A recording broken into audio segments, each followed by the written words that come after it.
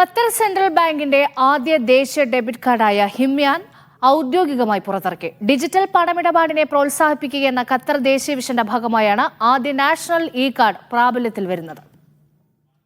Electronic payment, ATM, online വഴിയുള്ള e-commerce തുടങ്ങിയ ആവശ്യങ്ങൾക്ക് ഹിമ്യാൻ കാർഡുകൾ ഉപയോഗിക്കാം. ഞായറാഴ്ച പുറത്തിറക്കിയ കാർഡിന്റെ ഉപയോഗം പ്രാബല്യത്തിൽ വന്നതായി ഖത്തർ സെൻട്രൽ ബാങ്ക് അറിയിച്ചു.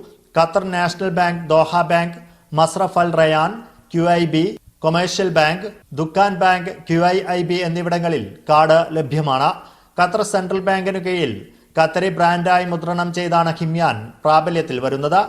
ഉപഭോക്താക്കളുടെ ബാങ്ക് അക്കൗണ്ടുമായി ബന്ധിപ്പിച്ചായിരിക്കും കാർഡ് പ്രവർത്തിക്കുക. കുറഞ്ഞ ഇടപാട് ഫീസ്, വൈഫൈ ട്രാൻസാക്ഷൻ സൗകര്യം, വെബ്സൈറ്റുകളിൽ സുരക്ഷിതമായ ഉപയോഗം എന്നിവയാണ് പ്രധാന സവിശേഷതകൾ.